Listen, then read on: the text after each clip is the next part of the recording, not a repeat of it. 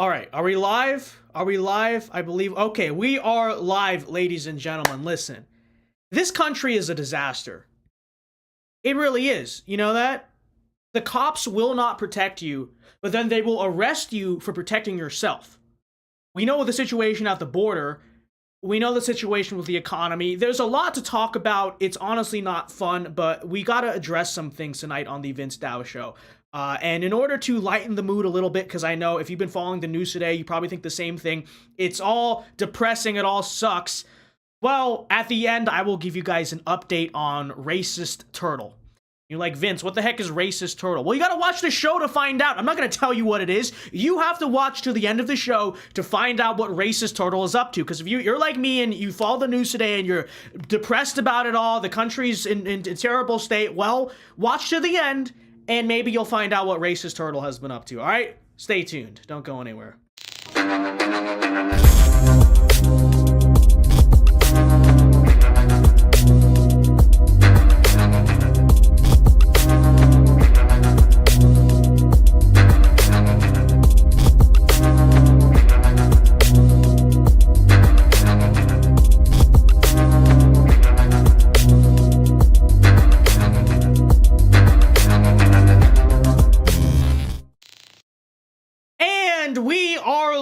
Tonight from Los Angeles, California. Yes, folks, this will be the last night here of the remote LA streams, and so I once again, folks, have trekked to the top of this mountain in the Los Angeles hills to do the live stream. And I know what people are going to say, the same thing they said last time. Vince, that is clearly a green screen. It's not even keyed correctly. You can see the little thing on the side. And to that I say, I don't know what you're talking about, okay? I'm sorry, listen, the lighting is not always the best. Yeah, sometimes there's a fuzz, but I will once again affirm, we are really here. This is the level of dedication on the show. I've trekked to the top of the mountains here in LA. We're overlooking the 405 in downtown, and so that's the scenic view of tonight's show. But again, if you don't like the fact that we are here on the top of the mountain, we'll be back in Florida on Monday. But let's finish out the little California trip with a bang here. So before we begin, everyone be sure to leave a like right now on the stream and subscribe to the channel if you are new. We do this show live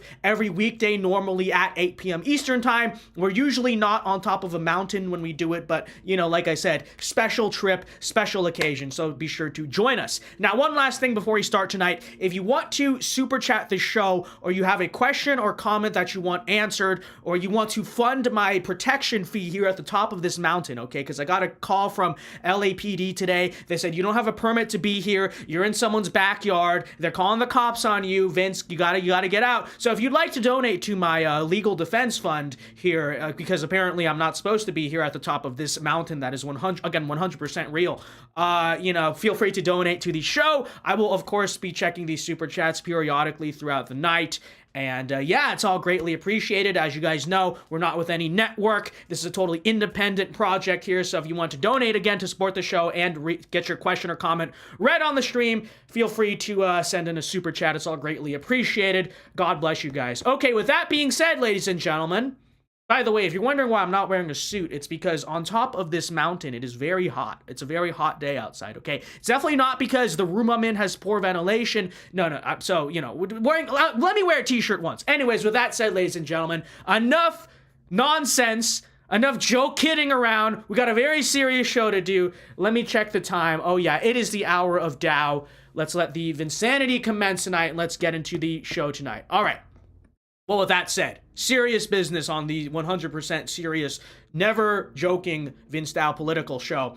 You know, guys, if I were to be honest, I really did not want to do this show tonight. Because what is there to say right now that is positive? I don't know if you've been following the news today. I have. The conclusion, honestly, is that the country right now, it just sucks. It all sucks. We're about to default on our debt, okay, which we've never done before. We're about to default on our national debt. You know about the situation at the border, and we have this I'm about to talk about in a second, where our police will not protect us, but they will arrest you if you protect yourself. And we know the rest of the situation in this country. The American dream is dead. The American family is dead. And it's all just kind of depressing at the moment. And you guys know how I feel about the black pill. And the reason I didn't really want to do the show is because I don't like the quote unquote black pill. I don't like it. I don't want to come on here and just spread negative energy for 60 minutes and tell you that it's so Joever. It's so Joever. And so I thought tonight, what is there to really talk about that is actually positive or enjoyable? And that's why tonight, I'll be honest, I really thought about it. I really came close to not doing this show because I was like, yeah, I can be angry on a screen for an hour, or I can just sit outside, which I am right now, of course, as you know, but it's a beautiful day in Southern California. I can just sit out here, soak up the sun, enjoy my Friday, and just not have to care about any of this stuff. But then I stopped and I thought to myself, well, what does that say? Right? What does it say to just retreat from the world's problems and sit here on this mountain and stare into the sunset? Isn't that retreatism in a way? Isn't that the exact type of behavior I often accuse the Republican establishment of doing for so many decades? And, that's basically true, right? And so I realized, no. Through the good and bad, considering I already took a day off yesterday, we have a responsibility to do this show. So what can I say? And again, if you're like me, you might have heard the news this week and just kind of been generally demoralized about it all. But what can we say? We are here, aren't we? Right? We are here because no matter how doom and gloom I am, no matter how black-pilled I am, I firmly think we have a duty to do our best, okay? We have a duty to the people who built this country. We have a duty to the future of this country, right? Our kids, our grandkids. We have a duty to God. We have a duty to ultimately fight to stand up and not retreat. And so I decided, and we are here, right? As depressing as most of the news is, we still got to talk about it. We still got to do this show. We got to get through it. And on my end, I still got to find a way to make the whole show wrap up on a positive note, because I don't like to have a show where every single segment is just negative. So with that said, ladies and gentlemen, I know things kind of suck right now, but we got to talk about it. Let's get into it. Let's get into the news tonight. Okay. Little disclaimer, preface out of the way. Let's start. All right. First off, let me pose a semi-controversial question here. And this is a question that's going to challenge a lot of commonly accepted conservative thinking. But should conservatives really, quote unquote, back the blue? AKA, should we be big fans of law enforcement and the cops and the police? Conventional wisdom says yes. After all, the cops, they protect us, right? They enforce law and order. They keep the public safe. And sure, I would agree with that as a concept. In theory, I would 100% agree. Okay, in my perfect world, yes, we back the blue. But do they really do that in the United States in the 21st century? And what happens when they do the exact opposite of that? When instead of protecting and serving, they, unprotect and unserve. Those are not words, whatever, right? Are we really gonna still stand here and fly that thin blue line flag in that same exact scenario? This is a question I had to ask myself when I heard the news today that Daniel Penny, who is the Marine in New York City, you're familiar, right? He's the guy who put Jordan Neely in that chokehold. He has been arrested today and charged with manslaughter by Alvin Bragg. He faces up to 15 years of prison.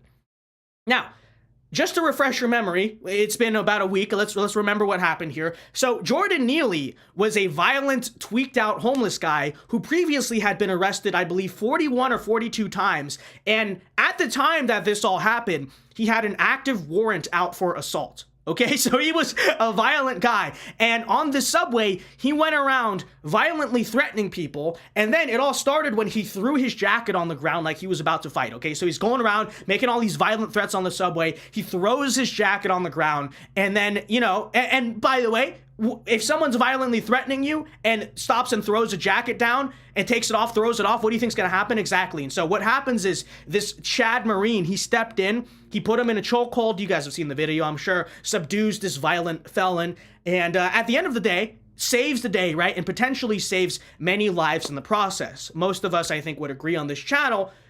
Daniel Penny is a hero.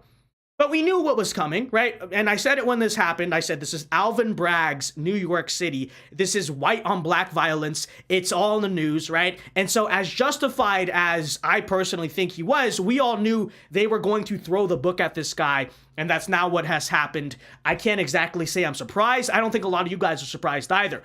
But my lack of surprise does not make this situation any less infuriating. Especially, and you know what really ticked me off today was this image right here. This image of NYPD cuffing this heroic US Marine and sending him to jail. Okay? So again, let's remember, the guy on the opposite side of this, Jordan Neely, arrested 41 times. They would not institutionalize him. And at the time, you know, he had an active warrant out for assault. And this is the image right here. It really does say it all. The police will not protect you in New York City. And we know this. We know they won't arrest people like Jordan Neely. And when they do, they let them right back on the street. And we know about the subways in New York City, right? The subways are notoriously unsafe. There are Jordan Neelys running around all the cars. Nobody ever does anything about it. But this is, like, you see it in this photo, right? You see what I'm trying to say here. The police will not protect you, nor will they arrest any of the violent criminals like Jordan Neely who threaten your life. But what does happen in this country is they will arrest you if you try to do something about it, if you try to protect yourself. And I'm sorry, answering the question that we posed in the beginning, if that is the blue, if this is quote unquote what it means to back the blue, then I don't back them. I cannot morally be a patriotic supporter of the police in most parts of this country if this is how they're going to behave, right? And I know that's a controversial take. I know people are going to come at me, and I'm about to address the main counterpoint that I know I'm about to get in a second. But the way I see it, the cops are not your friends. They are not. NYPD, especially, if you're a New Yorker, you're visiting New York, NYPD is not on your side. They do not protect and serve the people. They protect and serve the criminals in two ways, right? They protect both the orange collar and the white collar criminals. See what I did there, right? And before you say this, I know what you're going to say. Oh, but Vince, they were just following orders. That's all it was, right? They're following orders. I suppose. I suppose you're not wrong about that. I don't think your average NYPD officer supports any of this stuff. But here's my problem with that talking point. Oh, well, you know, they're just following orders. Sure, but they still are doing this, aren't they? Right? At what point do we decide to just stop excusing, hey, they're following orders. Oh, they shut down our church, but they're following orders. Oh, they went and took a bunch of people's guns, but they're following orders. Oh, they arrested, you know, this heroic Marine, but they're following orders, right? What I think, I'm going to say this, what we need to recognize at the end of the day is that law enforcement is not really functionally there to protect and serve you. They are an enforcement wing of the state, okay? They're not really there to protect citizens. They're there to enforce the laws of the state. Now, don't get me wrong. Don't get it confused when I say that. I am not a libertarian anarchist. I am not a BLM terrorist. I absolutely think you need law enforcement. I support the idea of strong law enforcement if the state is good, right? If the people in charge are passing moral laws, then I would say, yeah, we absolutely need strong law enforcement to go out there and enforce the laws. But that's not what's happening right now, right? Because the regime in power is not good. Not only are they immoral and wrong, but they're actively using law enforcement to selectively enforce the law and basically create the state of anarcho-tyranny, which is a nerdy term. It was kind of coined by Sam Francis during the LA riots in the 90s. But basically, long story short, the idea that, you know, instead of actively having this police force that goes around door to door and enforces tyranny, instead they basically just don't do anything. They let the criminals and the mob tyrannize the populace. But if you stand up and try to defend yourself, then the cops step in, right? That's sort of the concept we're talking about here. And that's what we have in New York City. We have a state of anarcho-tyranny. The cops actively sit around, watch the criminals do all this stuff, say, oh, that's your problem. You get stabbed, you get shot, that's on you. But if you try to go and do something, you know, then we're going to arrest you. So to that, I say, how much longer are we going to sit here and say, oh, well, they were just following orders, right? Yeah, I mean, the police are terrorizing us and opposing us and you know, not actually protecting and serving. But, you know, we still support the police. Hey, they arrest Daniel Penny. They shut down the churches. They arrest a right-wing guy for defending himself. I mean, yeah, but don't you know they were just following orders? Following orders of who?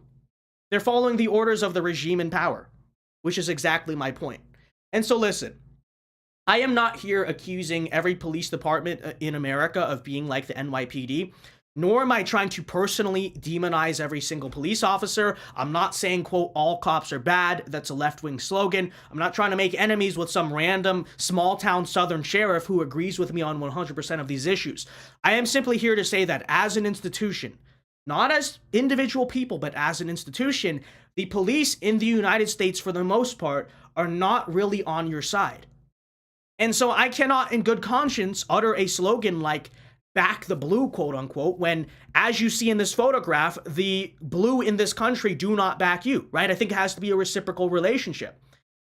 And so, again, and let me make this clear. Am I saying let's go have these huge protests against police brutality? No. Am I encouraging any types of bad action or whatever against the police? Of course not. All I'm saying is I think this conservative attitude where we stand up here and we're all about law enforcement. We love law enforcement. I think it needs to be a little bit more nuanced of a relationship than that.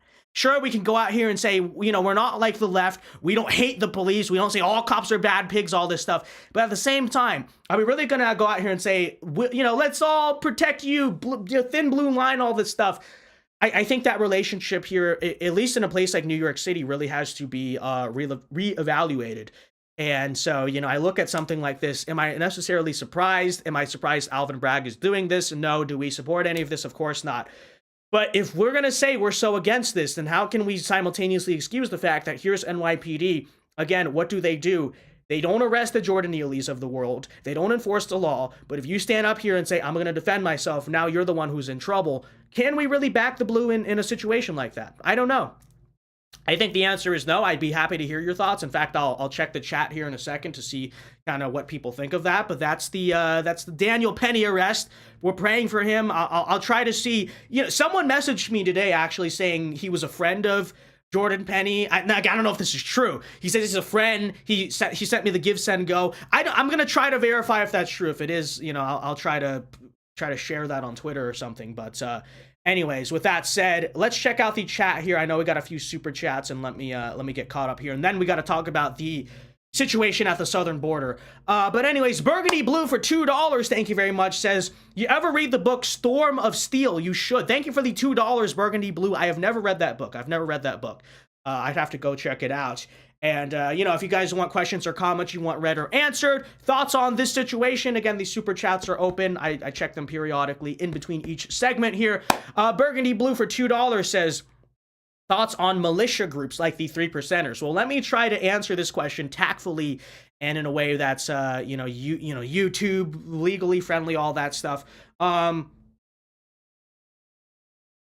think, in principle, the idea of the concept of a militia is good, right? Obviously, the founding fathers were all for it and all that stuff. I think the problem with militia groups, quote unquote, in the modern world is not anything principled. It's the fact that if you're in something like that, you have to seriously look out for the infiltration of the federal government, right? This is why I always say no Fed posting on the chat, because this is a reality, is that a lot of these militia groups, a lot of these organized groups out there, they are heavily infiltrated with feds. They are in some, not saying specifically the 3%ers, but a lot of them are just straight up assets for the federal government. And so I would say you got to be really careful in these groups. There are a lot of people, oftentimes what the feds will do is they'll infiltrate, and then they'll try to instigate violence is what they'll do, right? This is why I call it Fed posting. Whenever someone is saying stuff like that, I kind of make the joke Fed posting, because what they'll do is they'll try to infiltrate a group like the Proud Boys, like the 3%ers, and what they'll come along and say is, hey, let's go do something. Let's do this or let's do that. And the whole point is to try to rally up everyone else in there to do something. And then, you know, once they do something, Fed honeypot or busted, arrest everyone, and that's how it goes. And so I think in groups like that, you know, like I said, I don't know specifically about the 3%ers. I'm not saying, you know, anything, but I am saying that in a group like that, I would be heavily concerned about the infiltration of the federal government is probably what I would say. Burgundy Blue for $5, thank you very much, says, we should support the police in theory for being the ones who uphold law and order. And exactly. And by the way, let me make that distinction. I'm not a libertarian. I'm not out here saying anarchy, you know, I'm not saying that. I'm not BLM, community policing. No, but just what I'm saying is when they're not doing their job, I can't really praise them as an institution, right? But criticize them because they are the arms of the liberal state. Thank you for the $5, Burgundy Blue. It is absolutely true and 100% agreed. That's exactly my take on it. So thanks for the super chats, guys. Well, thanks for the super chats, Burgundy Blue in particular. Again, you got questions or comments, you want to support our independent show here, feel free to send them in. But we will move on here with the news tonight. But first, I got to take a sip of water. I know, so unprofessional. People always like, Vince Dow, he's so unprofessional. Why does he always drink water on stream? All right, anyways, with that said, sorry, I have biological needs. All right, well, on to this border situation. All right, well, in other news, I'm sure you're somewhat familiar by now, but we got to talk about the Biden-endorsed invasion currently happening at this nation's southern border. Okay, let me press this interact button. All right. Oops. Sorry about that. Technical problem. Okay, anyways. In short, for people who don't understand exactly why this is happening, this all has to do, I'll explain it first, just because I know some people probably, you keep hearing the term Title 42, you're like, what does it mean? Well, in short, what is going on here is that it all has to do with Title 42, which is a provision that Trump put in during COVID, that it stems from this 1944 law regarding national security. Long story short, it was a provision that allowed us to very quickly turn away illegals who came to the southern border. Okay, so basically you show up, well, COVID, national emergency, you're not allowed to be in. Now, I'm unsure as to why the US has such compassionate laws toward this stuff in the first place. Frankly, I think it should be a zero tolerance policy, okay? If you show up at the border without papers, screw COVID, screw national emergency. How about you're not getting in because you don't have papers? You know have papers, okay?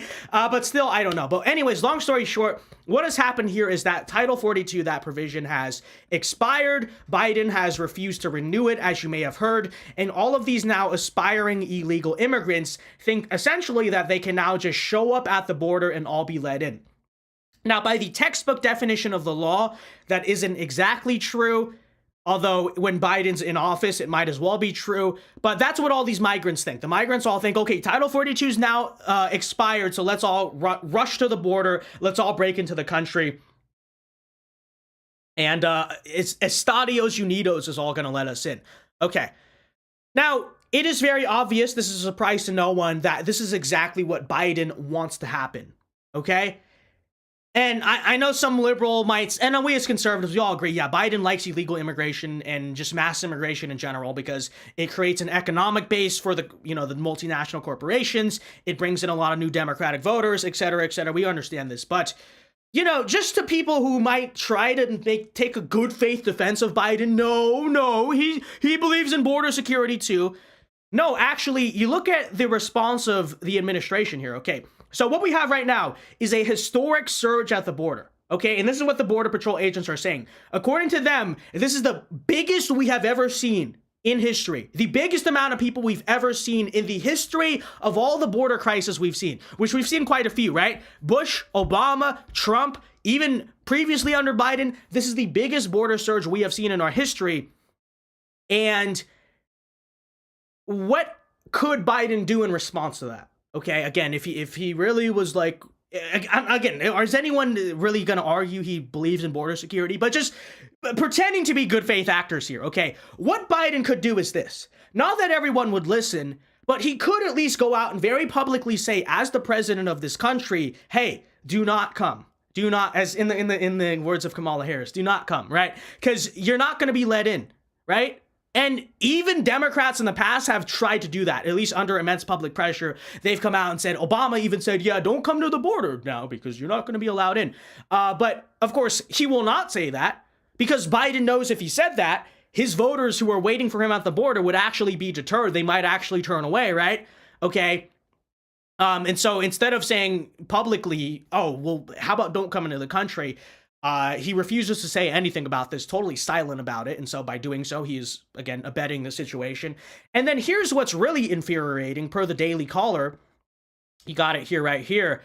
The Biden administration has, somewhere in this article here, the Biden administration has straight up instructed Border Patrol to just release all of these migrants into our country without any court dates. Okay?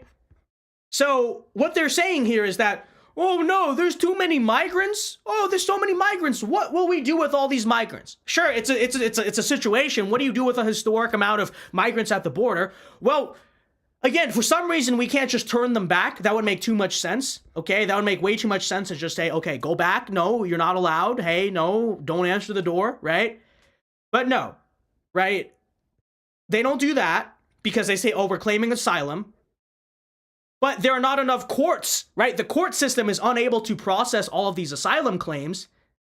So what they're saying is instead, it's just let them all in. Just go ahead. Everyone's welcome. Okay, so not a single court date, no court dates, no tracking. There's not even a system to track them. No nothing. Okay, what Biden yesterday tried to tell the Border Patrol is just, nope. Okay, Rodrigo, you know, off you go. Off you go. Go ahead. Welcome to the United States. We're not even going to try to figure out how to deal with all this stuff because we have no courts. We don't have enough courts to hold them. The processing centers are overwhelmed. And so instead of just saying, then you're not getting in, you know, this is what they were doing. So, you know, what else is there to be said? The guy is destroying our country. What else is new? I think we understand why this is all happening. But I have some receipts here. I have some videos I want to kind of show you in glancing because, you know, we got to talk about the actual people who are crowded at the border, who are at our border just sitting there waiting right now. And I think this video right here sums it up, okay? Because I am so sick of hearing that stupid talking point from liberals. And there's even a guy I saw protesting with a sign today saying, let them in. He had a sign saying, let them in. What they say is like, no, first of all, it's a bunch of women and children, right? It's just a bunch of women and children at the border. No, but then they say, no, they're good people, right? They're just as American as the rest of us. You know, that El Salvadorian showing up at the border with no papers, no permission, no nothing. He's just as American as, you know, everyone else, right? Okay. Well, first of all, what I would say is that even if all of those things were true, even if it were true that these were all the finest people, right? If Mexico really were sending its best, I would still say that we would not have a moral obligation to let them in because it is our country. It's our country still at the end of the day.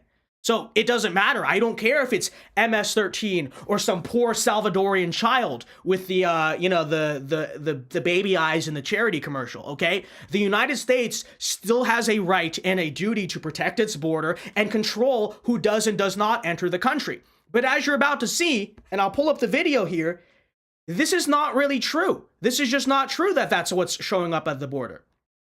Take a look at this video right here. Okay. You know, there's a few things you notice. First of all, the first thing I see is that there's an awful lot of fighting age men in this video, are there not? Do you notice that? It's all fighting age men?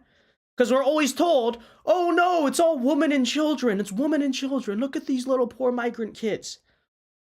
But a lot of the times, look at this video. What do you see coming to our border? Those are fighting age men. What does that mean? Why are there fighting age men showing up to the border? It means that for some reason or another, these fighting age men who are more than capable of doing what the name implies have fled their country. Why is that? Why have they fled their country? Well, we should ask some questions. There's a few possibilities. Maybe they're criminals. Let's be honest, a lot of them probably are. You have to imagine a lot of them are fleeing for one of those reasons. But even in the best case scenario, hey, these are just normal people. What does it say that you are a fighting age man who fled your country? What does that actually communicate? It means you are a coward, okay? You know, it's no different. It's no different than the guys who, remember the guys on the plane who were trying to flee Afghanistan? It's no different than that. Because I know they always say, they tell us, no, but they have to come here, right? All these migrants, they have to come here because their countries are so bad. But again, you know, okay, maybe that's true of women and children, but it is the fundamental moral duty of a fighting age man, if the situation sucks, to either stay and fight or stay and build. Do something to make their country better, right? And it says a lot about their character that they are not willing to do that. It really does. It should be an immediately disqualifying thing. If I see a fighting age man fleeing his country, showing up at the border, to that I immediately say, you know, you have no business being here, okay? And so I look at this video and say, clearly, by definition, they cannot be sending their best. They're not. And then, you know, on top of that, what are all of these people, man, woman, and child, what are any of them coming to America for? Let's be 100% honest about that. I know it's not politically correct or whatever. But are they coming over to this country? Are these people coming to this country because they are peaceful, patriotic, you know, loving Americans like we're so often told? You know, they bleed just the same red, white, and blue as, you know, Farmer Joe in Michigan or something, okay? Are they coming to this country because they love the Constitution, they love all of America's values, they're big respecters and freedom and the founding fathers and liberty and all this? No, that's not why, okay? Let me just tell you that right now. They could care less. They are economic migrants. That's what they are. They're economic migrants. And I know the libs say, oh, well, they're economic migrants. Sure, that's fine. They're coming over here for opportunity. It's all about opportunity. No, that's not what it's about. What they are looters. They are looters who are seeking to loot from a decaying and dying empire that is the United States. That's what it is. That's what it's about. Okay, it's not about, oh, they're going to come here, they're going to assimilate, they're going to wave, and they're going to barbecue on the 4th of July and love this country and be upstanding members of the community. No, that's not what it's about. Again, they're looting a dying empire. When you say they're coming over here for economic opportunity, that's what you're saying, okay?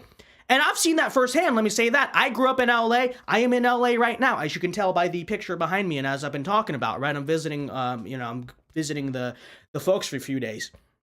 And you can see it in all of these communities, okay?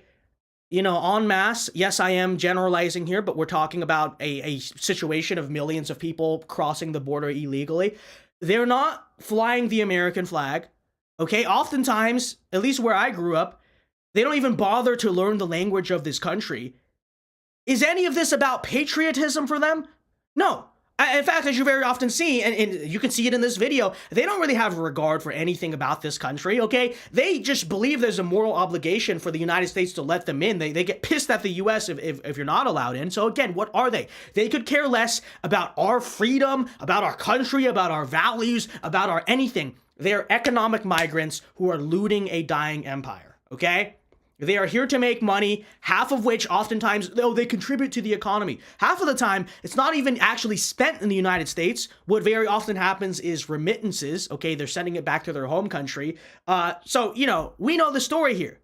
It's like, by definition, it's looting. Oh, you come over, but I don't mean that literally, but in a figurative sense, right? You go over, you go to this country, you don't care about the country at all. You just take money from it, and then you send it back to the country that you're originally from and your loyalty is actually to.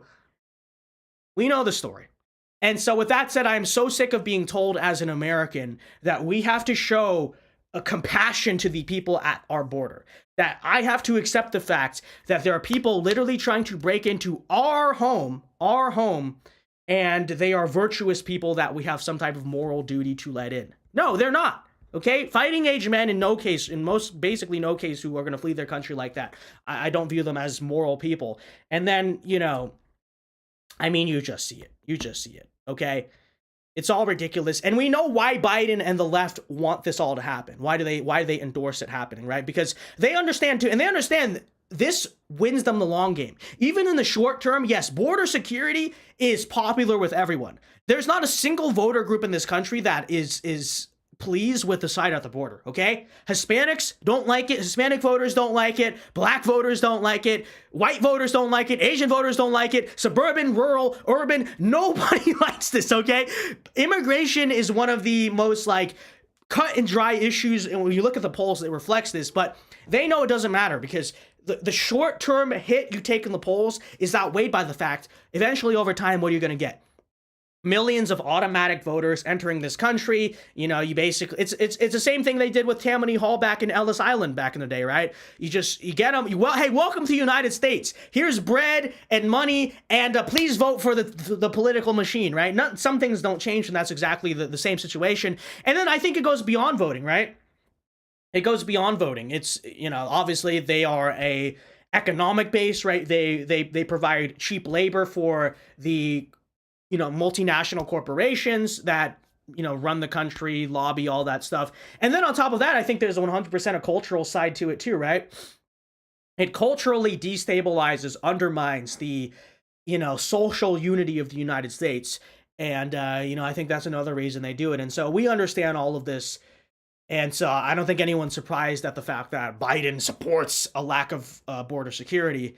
But I'm sick of the excuses. I'm sick of being told, oh, well, they're actually good people. They're actually, we have a moral duty. It's not true. It's all ridiculous. All right, with that said, let me continue to check the chats here, ladies and gentlemen. Let's see. Do we get any super chats? I don't think we did.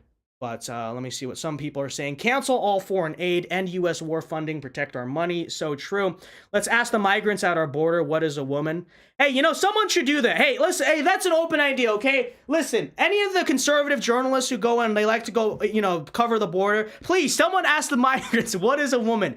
If our country is going to just decline and collapse, let's at least have a laugh, okay? It would be quite funny.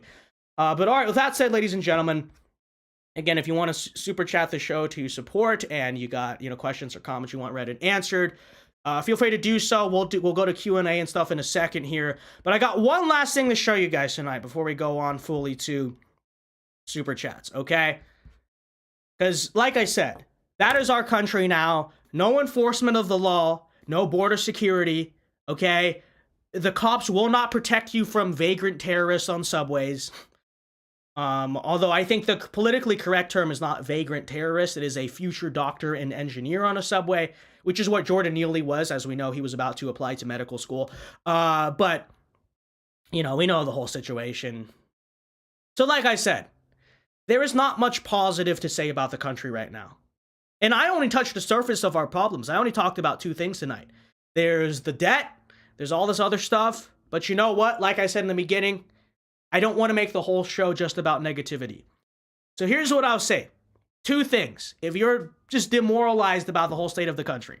Okay, first and foremost, no matter what happens, we can be reassured by the fact that God wins in the end. We know this. We know this. We know ultimately that good triumphs over evil. And secondly, you know, on a far less serious note than that, we can laugh at things. Okay? And at the end of the day, listen, there may be some things about this country that are constantly changing for the worse, but you know what has yet to change? You know what they have not gotten rid of yet? We still have racist turtle. Okay, the racist turtle is back. And you're probably thinking, Vince, what the heck are you talking about? What is racist turtle? How can a turtle be racist? What does this have to do with your political show? Listen, it's a very serious political matter, okay, the racist turtle. Okay, so I don't appreciate being told that's not an important political issue. It is of the utmost importance. But, you know, but again, if you're new to the channel, you're like, what is racist turtle? Well, I got to show you then. I can't really say much. I got to show you. Some of the chat may remember the racist turtle, but for those who don't, again, a lot of new people to the channel, I know that. Here he is. Here's the racist turtle.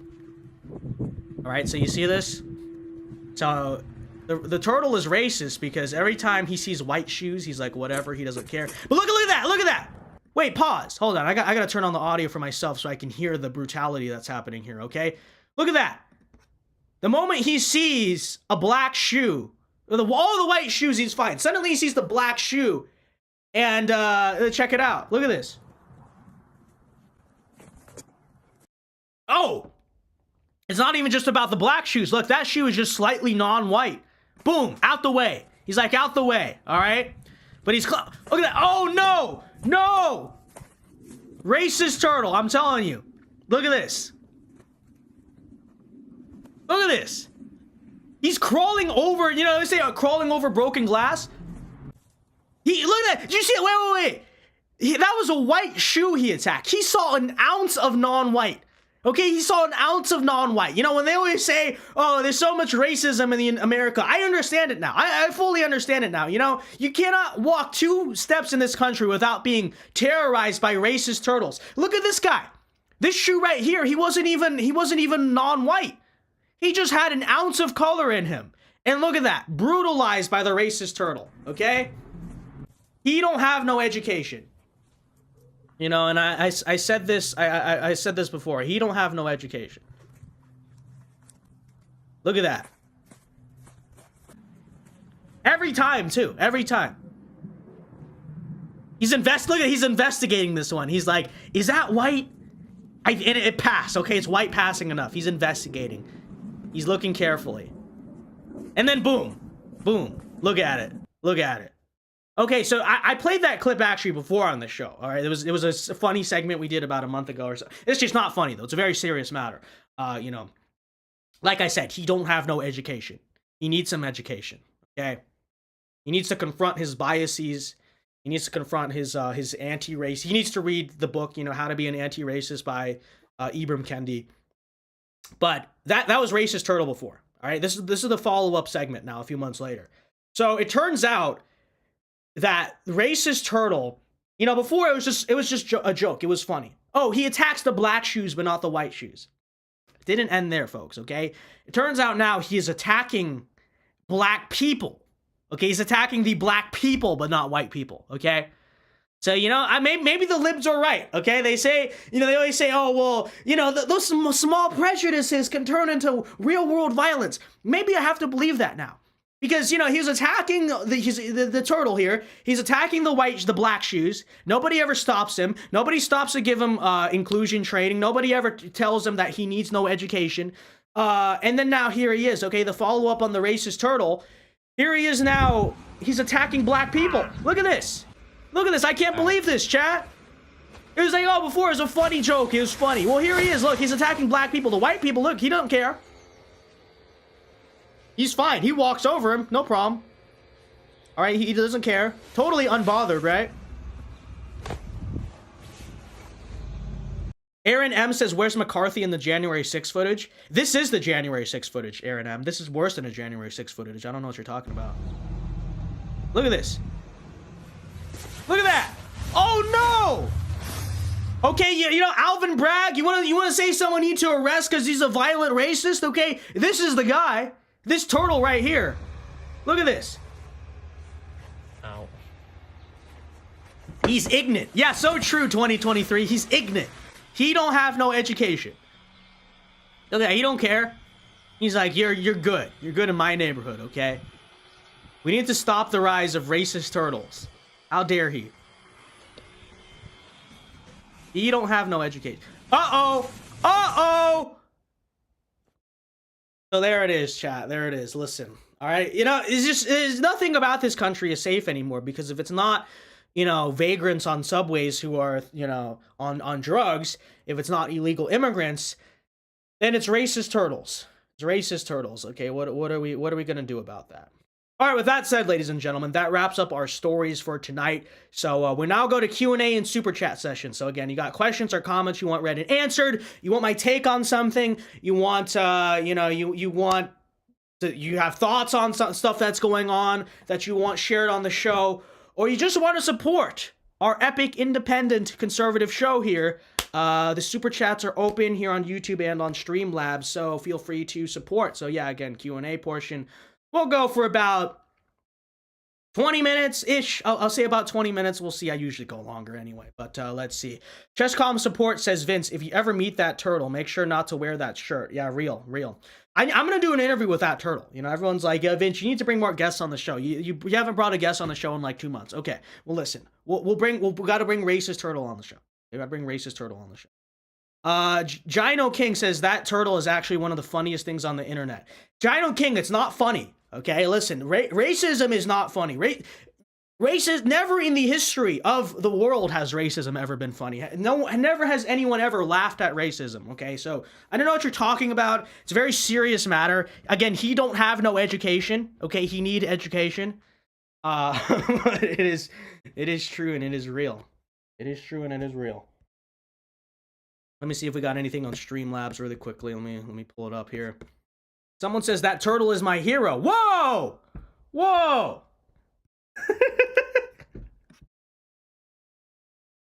The turtle need no he have no education. All right? He's just ignorant. Don't you know? All right?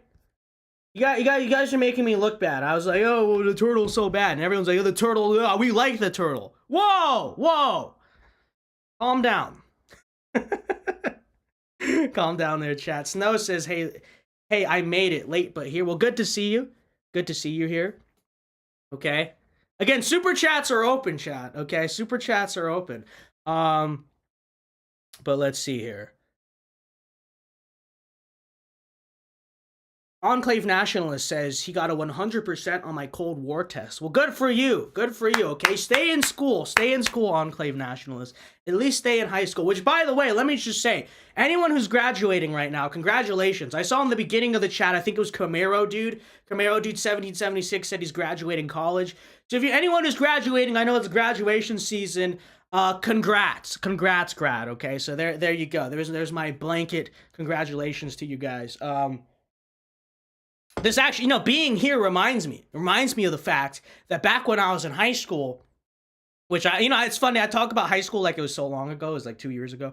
But you know, we're down the street here from the school where they tried to cancel my valedictorian speech. Which do you guys should I tell this story? Do you guys does anyone actually know this story? So I'm just reminded of it because you were home and stuff, and it's graduation season. Which actually we could play it on the stream if you guys want. But yeah, when I was in high school, I was the smartest kid in high school. I don't say that as a brag. I actually had the highest GPA, all that stuff. Highest SAT scores too. But you know, as you can imagine, I went to school in Los Angeles, and very, very liberal, all that stuff. Obviously, as you know. So I started doing the conservative media thing in 10th grade, and when I was in about like the end of 11th grade, you know, George Floyd happened, Black Lives Matter happened, all that stuff, and just long story short, the there was a push of the liberal kids at school to get my valedictorian speech stripped. They were saying, Vin, no, he cannot represent our class, is what they're saying. We don't want Vince representing our class. He's bad. He doesn't reflect our values, all this stuff. And they started this huge campaign. And, you know, by the way, you know whose idea it was too, which is, this is what's really funny about it. So when I was in high school, the former valedictorian, she was valedictorian when I was freshman, right? So she was off in school. I think she was at like UCLA, whatever. She was already totally graduated, all that stuff.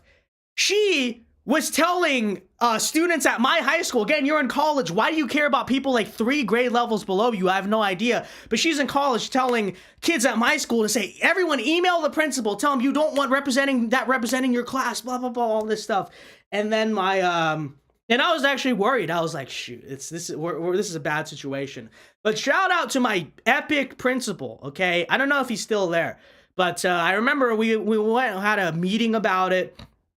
Went into the school, all that stuff. This was during COVID, but we went into all the school and all that stuff. We had this whole meeting. And, you know, he just straight up told me. He said, I don't care about politics, which is shocking to hear someone in LA say. But yeah, he just said, you know, I don't care about politics. And if you're the top #1 GPA in the class, then you're going to give the valedictorian speech. That's all there is to it. So shout out, you know, you would think LA, right? Public school. We still got some old school people who are like, yeah, that doesn't matter. And so, you know, it sort of dissipated over time because people's memories are short. Come around 2021, I mean, I gave the speech. It was phenomenal. Okay. Which should we do that? Because I'm sure like most of the people are new. They weren't around back in these days. Should I play the valedictorian speech? Are you guys interested in hearing it? Are you guys interested in hearing the valedictorian speech that the libs tried to cancel? We could do it. We could do it if you guys want to hear it. But anyways, Enclave Nationalist for $5, thank you very much, says, I walked in the school today and saw a ton of pride flags right when I walked in. Yeah, rip Enclave Nationalist. You know, it really should be made illegal to fly. To fly, you know, I guess I think it should just be banned in the schools entirely, but especially in terms of the school hanging it up, because you can maybe make an excuse, oh, well, you know, the teacher's free speech, but the pride flag at the end of the day, it is a political symbol. You know, I know they say it's not as a political symbol, and I don't think public schools on taxpayer dollars should be allowed to endorse political symbols being shown at school, and so I think that might be a lawsuit. I think there should be a lawsuit in the making there. But thank you for the $5. Appreciate it, Enclave Nationalists. Again, guys, you got questions or comments, you want to support the show, these super chats are open. Republican Thinker for $5.50 Canadian dollars. Thank you very much, Republican Thinker. You know, our poor guy up in Canada. All right? Well, shout out to our Canadians. We love our Canadians, and we're sorry that you have to deal with that type of stuff. Republican Thinker says, I called into work today to shoot my shotgun for the first time. It was effing nice. You know, Republican Thinker, I hope you mean you called off of work today, not you called into work today to shoot your shotgun, unless you work at a gun range or whatever. But I hope that's what you mean, Republican thinker. But assuming that is what you mean, thank you for the 550 and appreciate it. I'm glad to hear you had a good day, Republican thinker. I'm glad to, and that's very cool. That's very cool that you did get to shoot your shotgun. Appreciate it, man. My dad. I don't know if I should say this. Should I say this? Just gonna. I don't know. I'll just say my dad tomorrow he has a shooting competition. He's entering competitive shooting for the first time. He's been doing all the courses, and he's really good at it. And so tomorrow he has and I was gonna go. I was in town. I was gonna go, but Newsmax. By the way, guys, I'll be on Newsmax tomorrow at 5:30 p.m. Eastern time. Okay, write that down. Newsmax, 5:30 p.m. Eastern time. They called up, they emailed, and I was like, okay, well, I guess I probably have to do that, right? And so, sadly, I cannot go see him do his competitive shooting, but yeah. So wish him luck. Okay, wish my dad luck. He's entering competition for the first time tomorrow. Real and true. His servant says, "Don't say it." Well, too late. Too late. Guess who said it? Guess who said it? Too late. Michael Fisher says, Vince, looking fit. You take the gym pill? Kind of. I mean, I'll be honest, this month has been terrible. Like, if you look, there's this one video at the end of April where everyone was commenting like, wow, like you're getting ripped, right? But, what happened was, at the end of April, I got really sick. You guys might remember that? My voice was the whole time. And it was hard. I just didn't have the energy. I didn't have the energy to work out. Because my workout this year, I mean, I try to get to the gym when I can, but I'm really busy. My main workout is I do 400 push-ups a day, right? And so whether that's, when I'm doing good, I do a set of 200, not a set, I mean, but I can't do them all in one sitting, but in one sitting, right, 400, 200 and 200, whatever. But when I got sick, it just totally threw everything off. Like I had no energy, and I was trying to do them, but it wasn't right. I wasn't even getting a pump out of it. And so, and then I had finals and all that stuff like last week. So it's been really busy, but some of the gains from this year, I guess, I've kind of stayed with it. But over the summer, I want to get back I want to actually get in the gym, right? I've been doing the 400 push-ups thing, which is good, but it's a good starting place, I guess, right? But I want to actually like bodybuild a little bit, right? So, yeah. I appreciate it though. I appreciate you notice. Some of the April progress is still left over, but I have to get back in it. Just haven't been feeling well and all that stuff, but we're back. Okay, we're back. Republican thinker for 220 says that's what I mean. That's the terminology we use. So you Canadians, which by the way, you Canadians are weird. According to South Park, and we talked about this the other night, but you guys talk, right? Your mouths are separated, right? You like, rah, rah, rah, and you all talk like Terrence and Phillips. So you say that, and then apparently calling into work, for us, it's calling out of work, right? When we say we skip work, it's calling out of work. Well, I guess you're calling into work. Thank you for the 220. Appreciate it very much. And all right, good to hear. Appreciate it. Good to hear you got to go shoot your gun. And thankfully, good, very good. It was not in work that you were doing. Okay. Burgundy Blue for $10. Thank you very much. Says, Vince, have you ever heard of the Free Corps? They were the German World War I veterans. Sorry, the German World War I veterans who fought communist rebels in Germany and Eastern Europe, and even fought the Soviets in the Baltics. I've never heard of that. I've never heard about that. Thank you for the $10, Burgundy Blue. I'd have to investigate.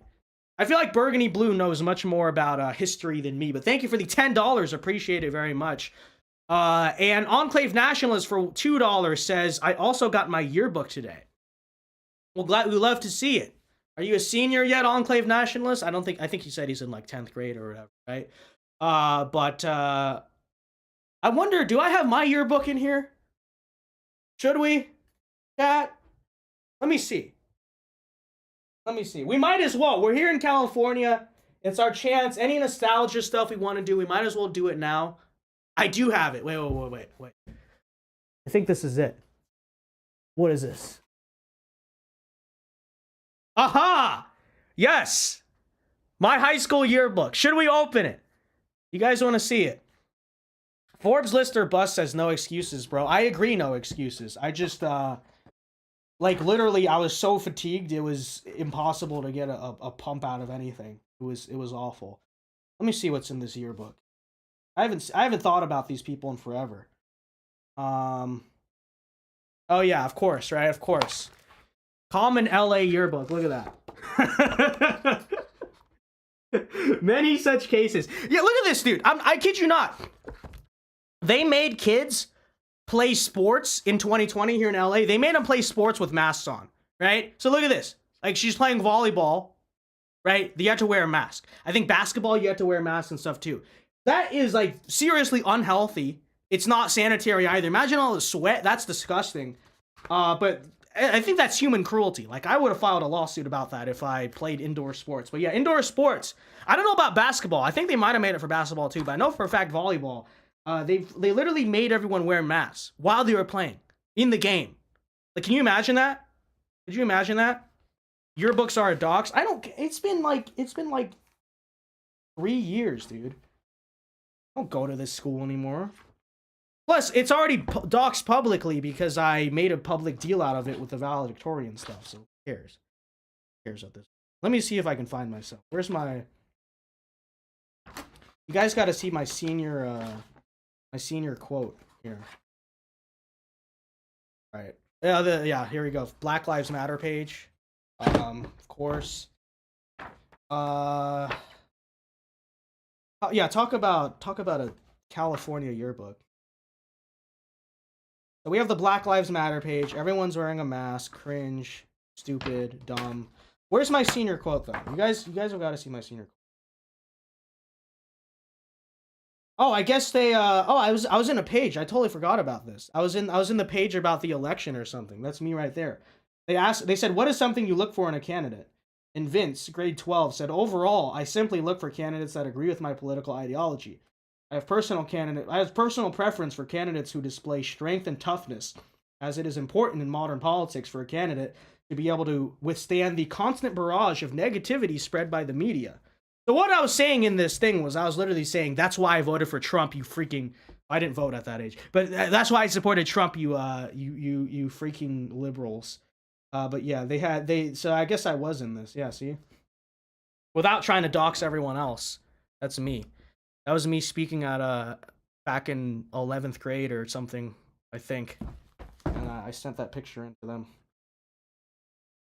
Okay, let's see. But that's not... I'm trying to find...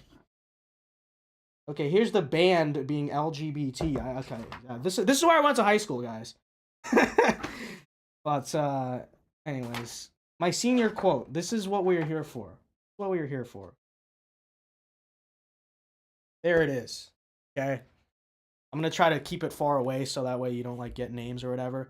There's me. Okay, and I kid you not. You guys want to know what my senior quote was? I know words. I have the best words. Donald J. Trump.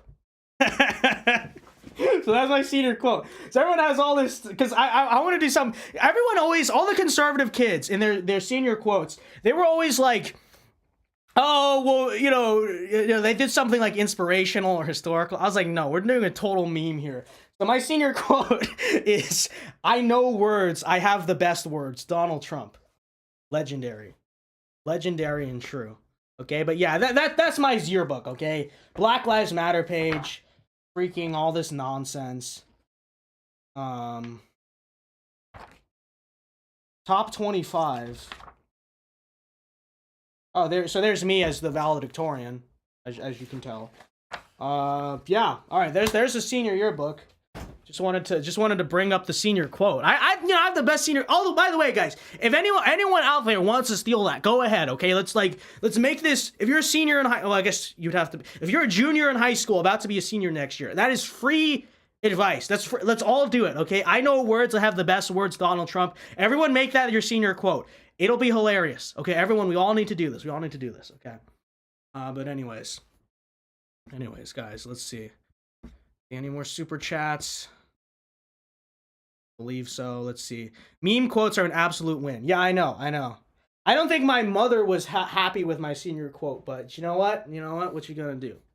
I got a 4.7 in high school. Take that, Mom. What you gonna say? We don't have senior quotes at my school. L. So they fear I know words, I have the best words. They fear the quotes. Forbes list says BLM page pure cringe. Do you guys want me to actually read it? I never actually looked at this. Let's see what they actually put on the BLM page. Okay, bunch of nonsense. Awkward moment. A certain high school ex romantic thing is on that page. Not gonna. No, shutting it down. We're shutting it down. Okay. That is funny though. My first kiss in high school ended up being BLM girl on this page, and then I ended up the divergent path. Read it. No, I'm not gonna read her quote. We're not gonna bring attention to that, even though I already did. Okay. You guys want me to read it, don't you? You guys want me to read what she said?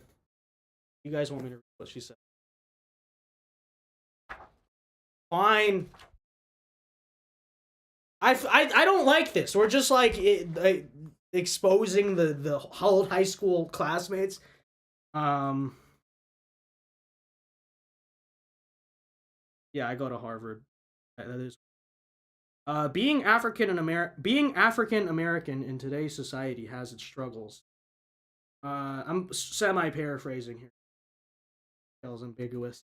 They're not allowed to walk into a store around a police officer or anyone with an upper authority without being looked at like they're suspicious or checking if they were stolen from.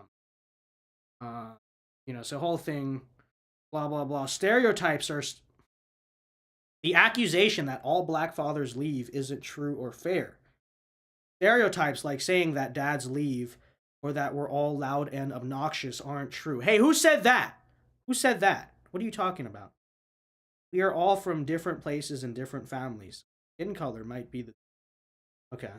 You guys get the idea. Here's another one. No justice, no peace. If I could say anything without consequence, I would say that police officers should act and approach people of color in a better way. George Floyd wasn't the only African American who was a victim of... I wonder why they didn't feature me on this page. Why did they feature me? Come on, I should be... I'm an expert on this topic. All right, anyways, it's all coping. We don't have to. We don't... Omar says, do you still have the Saturdays are for the boys flag on your wall? I do not, but I still have it somewhere in this room. Yeah, it's all damage control. So true. Okay, with that said, let me, since we're here, we're not gonna have a chance to do this for a while, and it's almost the 2-year anniversary. Let me just play it on stream. Let's play the legendary valedictorian speech so you guys can learn about thevincedao valedictorian. So this was the speech that if I can find it, valedictorian speech. All right, here it is. Let's go. This is the valedictorian speech that they tried to cancel. Let me make a thing for it about it. Ow. You guys are seeing racist turtle again while I set this up. So again, long story short, because I spoke out against Black Lives Matter and said you should stop burning down cities and being terrorists, there's a movement at my school to get my valedictorian speech stripped. My Chad principal said that's not going to happen, and then here we are. This was the speech, and so we live in the most prosperous society in the history of man, where once unthought of luxuries are now available at the click of a button. This did not always exist. It was built hearing myself when I was younger is so cringe. Strong men and women who came before you. And we must recognize I don't want to hear this. Rather than pretend like all of this has always been here. It's being glitchy. It's being glitchy. Now we do not have to follow in their footsteps exactly. Okay, here it is. All right, let me because it's long, let me pull up a face cam too. Let me pull up a face cam too. All right, technical problems. Sorry to keep you waiting. Complicated business. Okay, here. All right. You're watching me be a boomer tech on this stream. They're like, wow, how is this guy the valedictorian of his class? He can't even make a dang Obama phone computer work. I know. It's a miracle. I question this too. Yeah. And let me just add face cam so that way it doesn't feel totally lifeless the whole time. Boom. Oh, now the green screen's not working on this. Okay, whatever. Or actually, wait. I could do this. Hold on. We can just green screen it in and then wait for it. Boom, look at that. I'm in the video. What you gonna do about this, huh? What you gonna do about this, libtards? Oh, we can cancel the valedictorian speech. Oh, yeah? I'm floating over here. Oh, the kids over here are mad at me? Oh, yeah? Well, guess what? Ha ha.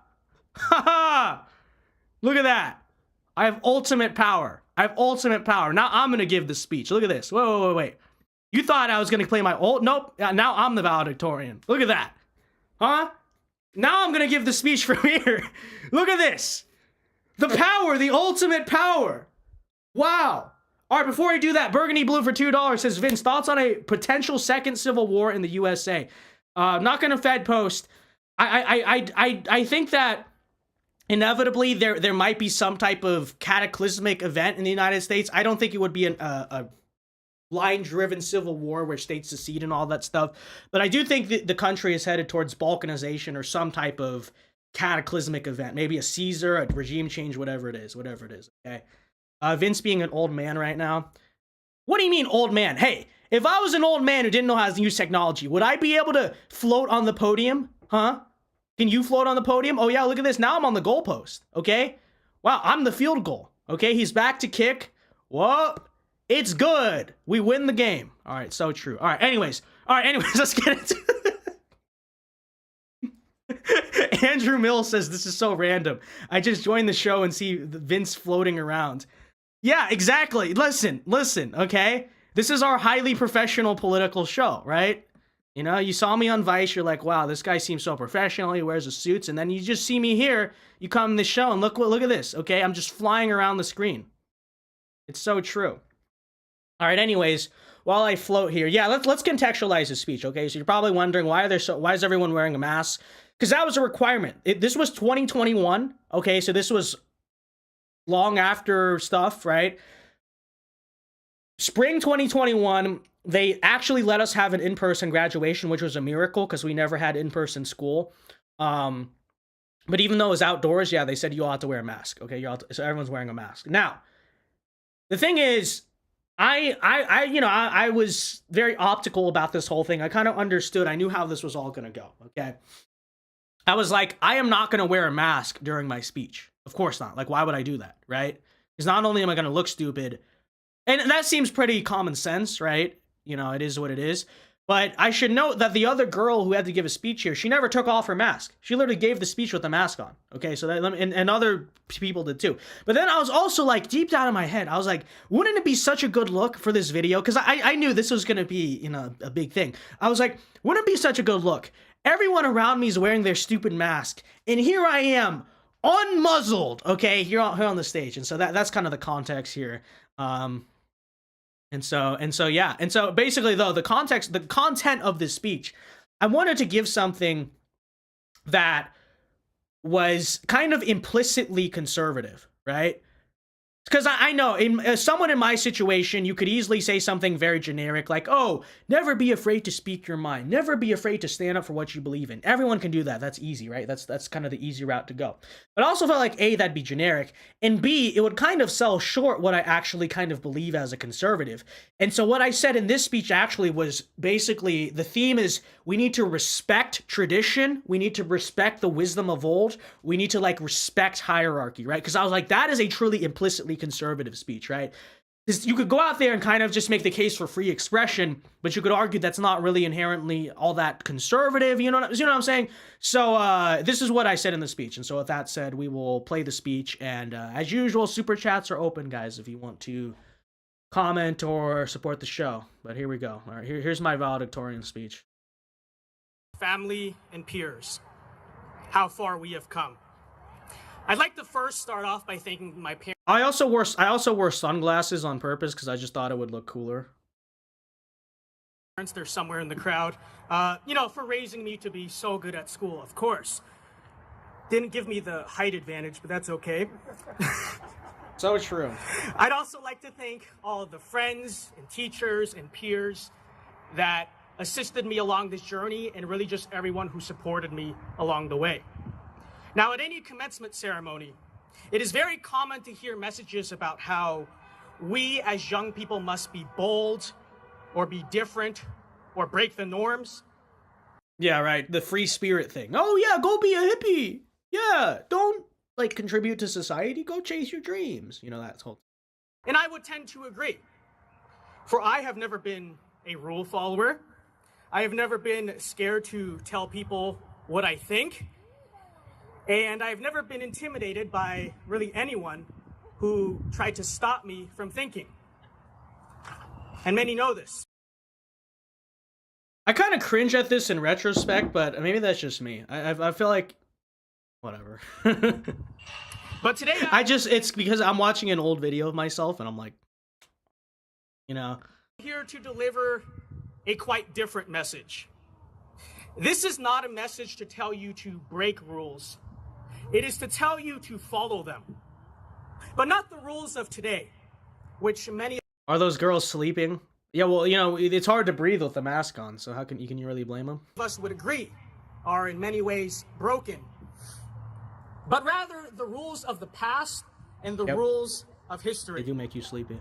You see, in modern society, I see a dangerous and frankly arrogant tendency for us to only live in the present, with no regard or respect for the past, and as a result, no foresight for the future. So true. Yet today... I purposely threw in... So there are many Easter eggs in this speech. One of them is, you know how when... Because I say so true, but what is so... The so true thing is when... You know how when Trump, back in the... He still does this, but when he used to read the teleprompter... And when he was, you know, someone else writes, Stephen Miller writes the speech, right? But he'll be reading the teleprompter and he'll hear himself say something and be like, so true. And so I was like, at one point in the speech, you got to throw that in. That's why there's a so true there. It's a joke with the boys, okay? The Easter egg. Of course, today, there is a dangerous and pervasive notion that the people of the past were evil and prejudiced and much dumber than we were. And hence, we should reject their ideas and destroy the things which they have built for us. Because, after all, we know better, right? If we disregard every foundation of the past, our society will become much better, right? This thinking is very common today, and it's told to many young people. But I see a problem with that thinking. That's every graduation speech, by the way. It's like, you know best, you go do everything. Don't listen to tradition, don't listen to conventional wisdom, you know. And which to some degree, like, yes, I could argue, like, even I'm sort of in that boat, but kind of what, you know, look at me psychoanalyzing my own speech. Just let it play. Because everything around us, everything that you enjoy... I can't believe Vince kept giving his speech while his poor girl suffocated. I know. Vincedao and chivalry? Never heard of it. Hey, but God Emperor Redacted, what do I look like to you, a simp? I'm an alpha male. What do I look like to you? You think I care? I'm gonna give a speech. So true. Joy. We live in the most prosperous You're just not a true alpha society male, bro. in the You don't history get of it, man, bro. Bro, you where don't once get it, bro. unthought of luxuries are now available at the click of a button. This did not always exist. It was built off the backs of strong men and women who came before you. And we must recognize this rather than pretend like all of this has always been here, which it hasn't. So true. Now, we do not have to follow in their footsteps exactly, but we should look to the lessons of the past for wisdom. We should not be so quick to topple the things which they have built simply because we do not immediately understand its purpose. So we must true. not be so arrogant as to think that we could tear it all down and build it back better. Yeah, let's get for those likes up. ourselves So instantly. true. I don't know how many likes are on the stream because I'm on my laptop and I don't have everything up. But yes, get the likes up. Again, you want to super chat to support the show, feel free to do so.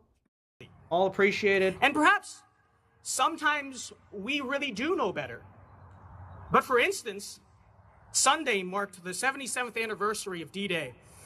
And I think of the young men, many of them not many months older than we are, storming the beaches of Normandy into machine gun fire and near certain death to protect this flag and this civilization. And I am humbled. So true. I stop and ask myself, can I really do better than that? Am I really stronger than those men? Do I really know better than them? Am I really a... See, you know, it probably could have garnered more attention if I went out and just said, cancel culture is so bad. You should be able to speak your mind, all that stuff. But I just felt like it was such a generic message. I feel like it was a message that doesn't really reflect the idea that I want to impart a conservative message on people. And, you know, it's just very kind of shallow and generic. And so I really thought to myself, especially consider, why did I get canceled at school? It was over BLM, right? It was over the movement of people trying to tear down, in a lot of cases, history and order and civilization. And so I was like, the best angle to take, and I thought, and I think it was actually turned out to be a really good speech, is I instead looked at it as a matter of, I want to like give an impassioned defense of tradition and traditional values and the wisdom of old, and I kind of go back to like, you know, the greatest generation and the founding fathers and all that stuff, and kind of tell people to look backwards, not forwards, for wisdom, right? better person than they were? And am I in any position to actually stop and basically judge and discredit everything which they have built for me? I cannot bring myself to say. Millhouse321 says, people of the past did a lot of bad things. Crusades, slavery, World War II. Yeah, they also kind of built everything around us. I mean, if all the modern luxury people today, all the feminists and all these people, if they had to start over civilization, you think they would do better than that? They'd actually do a lot worse. That's something to consider. Yes. We all pale in comparison to those great men. And as a result, I am not so quick to reject everything that those men have came home and built for us. Now, of course, true. Trust yourself, always. But you must not let overconfidence in yourself cloud your judgment. At the end of the day, True. You do not really know everything. And the people of the present cannot know everything if they discard all of which the people of the past have learned. Yeah, that's true, by the way. The Crusades were not a bad thing. The Crusades were Christendom acting in defense of itself, okay? You know, how are you going to say the Crusades were a good thing, or a bad thing, I should say, but the Islamic conquest of all of those lands, like, that's not what you point to, right? Because who held the lands before? But then to come and retake things, well, the Crusades are so bad. The reason why that is such a commonly accepted idea in our society is because, you know, it's just anti-Christian propaganda is what it's about, right? That's why the Crusades were so bad. Never explain the context of what caused them. And so that's true. You're right. I was just reading the comment, but no, the Crusades weren't a bad thing. The last few, I would say, were probably a little bit. They probably caused more harm than they did good. Like, I don't think weakening the Eastern Romans was a good idea. That was just Christians fighting Christians. But I mean, at least the first few, for sure, they were justified and in self-defense. So this may be a weird thing to say at a graduation, but listen to your parents sometimes.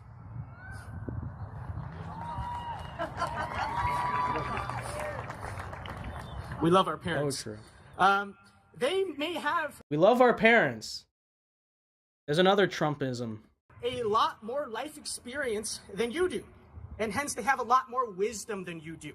And if you reject all of that, for good and for bad, you may end up worse. Of course, none of us, including me, follow our parents' advice close to all of the time. But take it into consideration as you go through life.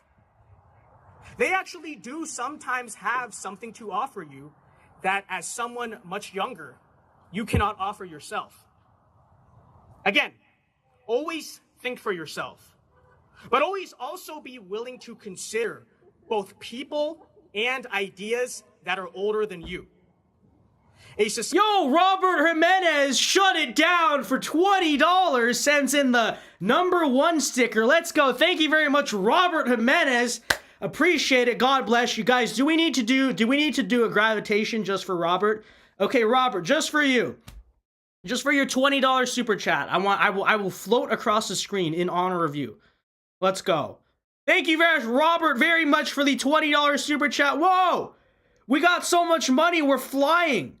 Now we're off this. Oh no, guys. Oh no, guys. Where'd I go? Where'd I go? Oh, I went right onto the podium. So true. So true. Thank you for the $20, Robert. Appreciate it very much. If you guys want to support Super Chat, support the show, all the ways to do so are right here. So God bless you. Thank you.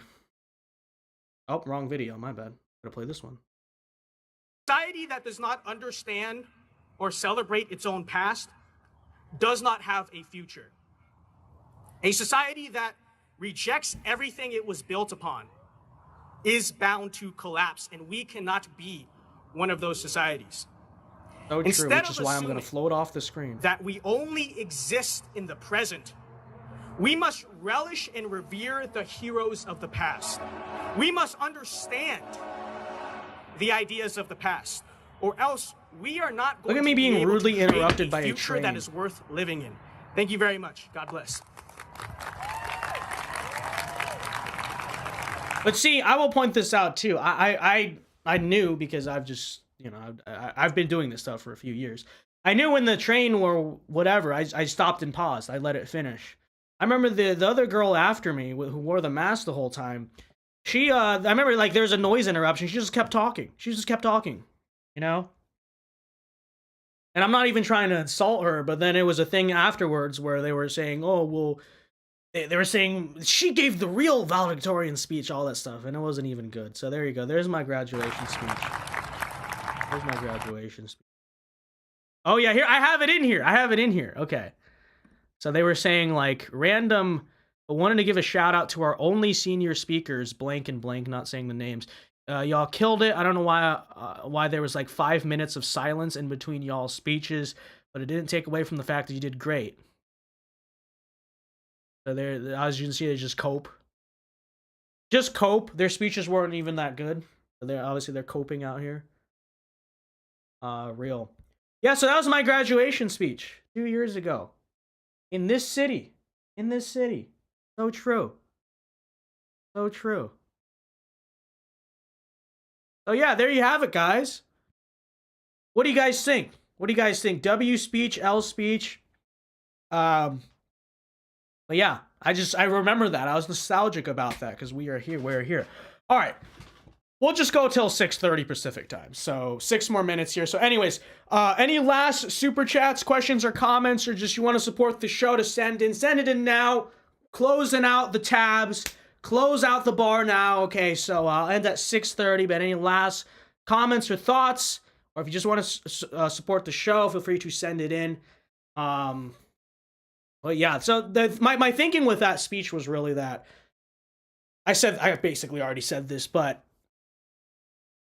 I felt like it's something, because I'm not the first person to be in that position of the conservative valedictorian being hated by other kids. I'm sure other people have done it. I know for a fact other people have done it. But, I just felt like every single one of us has always been, oh, free speech, express yourself, never back down.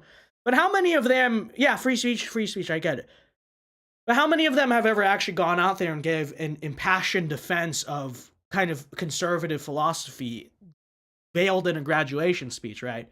And so that's kind of what I said. And that's kind of why I focused on the whole, not tearing down the past kind of thing, and not tearing down the people who built the country kind of thing. So, W speech, but the train fell to you. Well, I paused though. I stopped. He was just saying, wow, so true. That's what he was saying. He heard it going by. He was like, yo, W speech. Hey, W speech. I was like, thank you.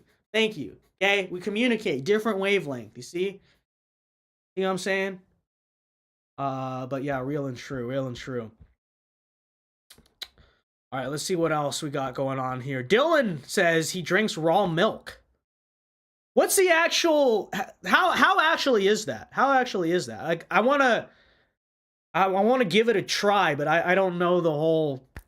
I don't even know how to get it. I don't know if you can get it. I've never had it. I've heard you can't digest it unless you grew up on it, but that's probably FDA propaganda, so I really have no idea.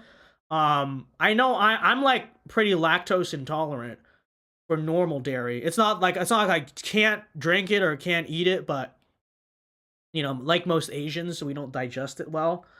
So, you know, I eat ice cream and stuff occasionally, but it's not, you know, I try to, I don't touch dairy that often.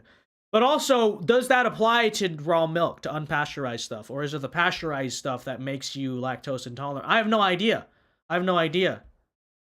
Very curious. None, bro. Just straight up 100. The train gave you props. Exactly. Exactly. Okay, how many graduation speeches have you seen that have been endorsed by the train? The train! The train says... Anyways. It is real. This is the last stream, by the way, for a while. I'm sure we'll be back, but the last stream behind the green screen, guys. We'll be back. Do you guys like the green screen? I know it's... I'm sorry. Sorry, misspoke. Okay, I had a little Joe Biden moment. I'm sorry. Do you guys like the, you know, us on the mountain is what I mean. This is the last stream here on the 100% real mountain, you know, behind us, the outdoor stream. I mean, listen, the dedication. I mean, you guys got to give me credit here. I every day, okay, I drive from freaking Northridge, California, all the way up to, like, downtown. You know how far that is? You know, you're stuck in the traffic, okay? You got to go all the way to, like, you know... wherever this is, what is it, probably Westwood or up near there, okay? We drive all the way up, all right? I hop someone's fence, I sit in their yard, overlooking the mountain, they get mad at me, you know, every day, they're like, hey, what are you doing here? I'm gonna call the cops on you. I'm like, listen, we need to red pill the masses, do you not understand? He's like, get off my property. I'm like, we're still here, okay? So I go up to this mountain, as you can see behind me. I sit in this guy's yard. He gets mad at me. And then, you know, there's coyotes everywhere. And the mountain lions. And like, rah, rah. Okay, and I'm like, no. Okay, mountain lion, this is my show. It's the Vince Dow show. It's not the P22 show. It's the Vince Dow show. Okay, that's the name of the most famous mountain lion in LA. Okay, so, you know, what you gonna do? All right, and then so here we are. Okay, but... you know, starting Monday, we'll be back. We will be back in the normal studio. Okay, so the people who don't like the mountain, but you know, I was just like, you know, we're in LA. I got to show you guys the scenery. You got to see the natural beauty. Okay, so real. Abby Zhang for $20. Thank you very much. Says I met a guy from Ukraine. He said he would vote for me for president. Abby Zhang, the new president of Ukraine. Let's go. Must be better than Zelensky. Thank you for the $20, Abby. I appreciate it very much, and I'll keep it open for any last few super chats here, and then I'll call it a night in a few seconds here. 808 Spliff Mode says, any big plans in the near future events? Well, I want to, when I get back to Florida, I want to kind of innovate the show a little bit. Like start bringing some guests on, which I got to figure out the tech, because the first time we had a guest, it had a bunch of problems. But I want to bring guests on. I'm thinking maybe every Friday night in the future could be like panel nights or something. I want to maybe even start a kind of podcast style thing with a co-host. I don't know. I mean, we'll see. I want to innovate the content. That's the big plan. And as usual, just grow and stuff. You know. I mean, we'll see. We'll see. I'm not necessarily saying I would say no to like syndication on a network or something, but I operate off the mentality that all of this is going to stay independent, right? Because you never know who's going to call, who's going to ever offer you anything. Probably not. So I don't think like that. And so I'm all thinking, how do we on this channel with the resources we have innovate and grow the stuff? And obviously your guys' support, it's everything, right? It's all built on your guys' support, you know? I don't got no network contract or anything. It's all grassroots fed. What can we say? But God willing, I want to start innovating the show a little bit to bring guests on and stuff. You know, kind of compete with normal news shows and all that. And then, like I said, maybe Friday night debate panels. Maybe start doing a podcast weekly with a co-host. I have no idea. But I don't know if you guys have if you guys have ideas. I mean, let me know what ways you think we should innovate the show a little bit, so it's not just me talking live every night. I mean, not that that's bad, but you know, I see it sometimes. I see it's like sometimes you gotta fight for the viewership, you know, because it feels redundant. So that's what we gotta do. So if you guys have suggestions for guests, panel ideas, anything, you know, it's all open. Lizo says more call-ins. Call-ins are very difficult and they're awkward, and I don't have a producer. But that's what makes it hard. But you on Rumble also? I am on Rumble. The show for now is not on Rumble. I want to work out some type of agreement there, maybe. But the clips are all on Rumble. We don't stream on Rumble live. I would like to work something out on that front. But you know, stay posted. Stand back and stand by on that. But eventually, yeah, that would be nice. Would love to see debates. That's definitely what I want to do. But all right, guys, we've got no more super chats. Thank you to everyone who tuned in tonight. Hope you guys enjoyed the show. Again, we'll be back in Florida on Monday. We'll be back home. So thank you to everyone who tuned in. Have a very good night. Have a very blessed weekend. If you're going out tonight, be safe, okay? Don't end up in a ditch somewhere. Don't do that. Don't end up in jail. Don't end up face planted in some random place and then you're on Barstool Sports. Just don't do any of that, okay? And enjoy your weekend. Enjoy. See you guys Monday. Alpha moves only. God bless. And one last time from Los Angeles for the week. Peace. See you guys later.